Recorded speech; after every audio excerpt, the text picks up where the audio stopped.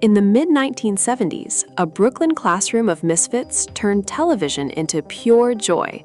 On Reel 365, we revisit the cast of Welcome Back, Kotter, then and now in 2026.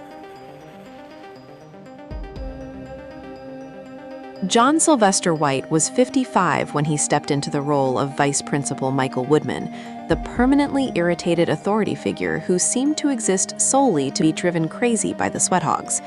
He perfected the art of the long-suffering sigh and the narrowed eyes. Every time the boys walked into his office, you could feel the weight of another headache arriving. Audiences loved how completely he committed to the frustration without ever becoming truly mean. What people remember most is the pure comic tension he created, simply by walking into a room and finding the Sweathogs already there. John Sylvester White died in 1988 at the age of 68 from pancreatic cancer. After the series, he took occasional roles, but largely stepped back from the spotlight. Looking back, his performance still feels essential to the show's balance. Without Woodman's constant disapproval, the Sweathogs would never have seemed quite so alive. For fans of Welcome Back, Kotter, he remains the perfect foil, the man who made every small victory by the boys feel just a little sweeter. Stephen Shortridge was 27 when he joined the final season as Beau de la Barre, the soft-spoken Southern transfer student with the easy charm. He arrived at a moment when the original energy of the group was shifting, and he brought a different kind of warmth to the classroom. His polite manners and gentle humor created a nice contrast with the remaining Sweathogs. Audiences responded to the way he seemed slightly out of place, yet completely at home. What people remember is how quietly he filled the space left by earlier departures, without ever trying to replace anyone. Stephen Shortridge is 74 and has long since left acting behind. After the series, he appeared in a few more television roles before turning fully to painting, a passion he has followed for decades while living in Idaho. He has also written about gratitude and the quieter turns life can take. Looking back, Beau still feels like a gentle closing chapter to the Sweathogs story. For those who stayed with the show until the end, his presence remains a soft and welcome memory of those final Brooklyn days.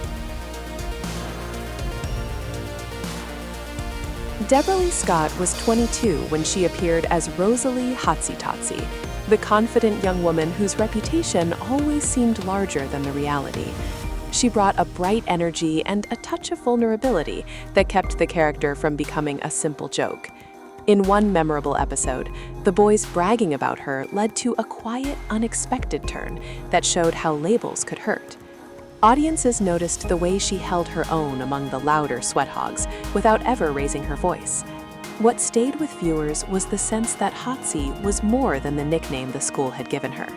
Deborra Scott passed away in 2005 at the age of 52 from natural causes. After the series, she continued working in television and film, including roles in the Police Academy movies, before stepping back from the spotlight. Looking back, her brief but vivid presence still feels like a small reminder of how the show could touch on real feelings beneath the laughter. For fans of Welcome Back, Kotter, Hotsy remains one of those characters who arrived, left an impression, and somehow never quite faded away.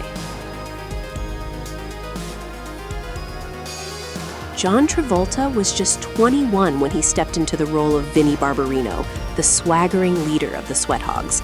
With his feathered hair and cocky grin, he made every classroom entrance feel like a performance.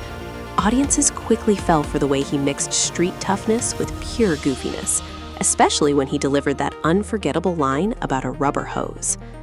Few realized at the time that his own mother had worried the part might typecast him forever. Yet what stayed with viewers was the pure energy he brought, the sense that this kid from Brooklyn might just talk his way out of anything and still make you root for him. Today, John Travolta is 72 and remains one of the few original Sweathogs still with us. After leaving the show, he soared into movie stardom with Saturday Night Fever and Grease, then reinvented himself years later in Pulp Fiction. He has continued acting, directing, and living quietly with his family while keeping a deep love for flying. Looking back, That early role as Barbarino still feels like the spark that introduced a whole generation to the charm and confidence that would define his long career. For many fans, he will always be the boy who made high school look a little more exciting. Gabe Kaplan was 30 when he became the heart of the series as Gabe Kotter, the teacher who had once been a Sweathog himself. He brought a quiet warmth and sharp comic timing that made the classroom feel real rather than written. Much of the show grew directly from his own stand-up routines about growing up in Brooklyn and sitting in remedial classes. Audiences trusted him because he never seemed to be performing for the camera. What stayed with viewers was the way he looked at his students with genuine affection, as if he truly believed every one of them still had a chance. Gabe Kaplan is 81 and has long since stepped away from the classroom on screen. After the series ended, he turned his energy toward professional poker, becoming a respected player and longtime commentator on high-stakes poker. He has kept a private life while occasionally returning to comedy and writing. Looking back, his performance still feels like the steady center that held the whole chaotic group together. For many who grew up with the show, he remains the teacher they wished they had once known. Lawrence Hilton-Jacobs was 22 when he stepped in as Freddie Boom Boom Washington, the smooth-talking athlete with the easy smile and the coolest nickname in the building. He brought a natural calm that balanced the louder personalities around him. Just months earlier, he had already impressed audiences in the film Coolie High, and that same grounded energy carried over.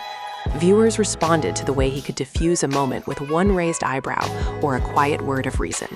What people remember most is how effortlessly cool he made ordinary high school days feel. Lawrence Hilton-Jacobs is 72 and still working steadily as an actor. In the years after the series, he appeared in Roots, played Joe Jackson in the Jacksons miniseries, and continued taking roles that showed his range. He has remained connected to the craft while living a quieter life away from constant headlines. Looking back, Boom Boom still feels like the friend everyone wanted in their corner. For fans of the show, his steady presence remains one of the warmest memories of those Brooklyn days. Ron Palillo was 26 when he created Arnold Horshack, the oddball with the high-pitched laugh and the constant raised hand. He turned what could have been a simple comic relief role into something strangely endearing. That distinctive ooh ooh ooh became part of the soundtrack of the era. Few viewers knew he had trained on stage and brought a quiet vulnerability beneath the goofiness. What stayed with audiences was the way Horshack never seemed to mind being the one everyone laughed at. He made loneliness look almost hopeful. Ron Palillo passed away in 2012 at the age of 63 from a heart attack. In the years after the series, he struggled with typecasting, yet eventually found peace with the character, teaching acting and returning to the stage. He lived quietly in Florida with his longtime partner. Looking back, his performance still feels like pure affection wrapped in eccentricity. For many who grew up with the show, that laugh remains one of the warmest sounds of their childhood television nights. Robert Hegyes was 24 when he became Juan Epstein, the tough Puerto Rican Jewish kid with the endless supply of forged excuse notes signed by his mother. He gave the character a streetwise edge that never tipped into meanness. The notes themselves became a running joke that somehow always felt fresh. Audiences responded to the way he mixed bravado with a surprising softness. What people remember most is how Epstein could argue his way out of almost anything and still leave you smiling. Robert Hegyes died in 2012 at the age of 60 from a heart attack.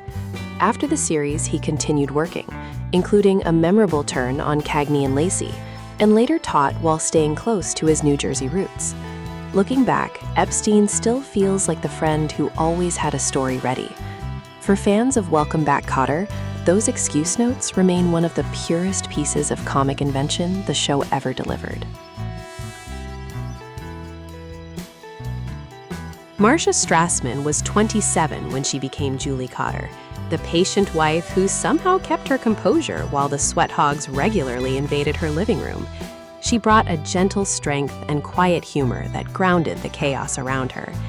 Earlier, she had already shown her reign as Nurse Margie Cutler on MASH, and that same natural warmth carried over. Audiences responded to the way she could look both loving and slightly exhausted in the same scene. What stayed with viewers was the sense that Julie was the steady heart of the Kotter household, always trying to create a little order in a world that rarely cooperated. Marcia Strassman passed away in 2014 at the age of 66 after a long battle with breast cancer. In the years after the series, she continued working, most memorably as the mother in Honey, I Shrunk the Kids and its sequel. She remained graceful and private while facing her illness with quiet courage. Looking back, her performance still feels like the calm center that made the whole show feel more human. For many fans, Julie Kotter remains the kind of partner everyone hoped someone might be lucky enough to have. Vernee Watson was 26 when she appeared as Vernee Williams, one of the few young women who regularly shared the classroom with the Sweathogs. She brought a quiet confidence and natural presence that stood out without ever demanding attention.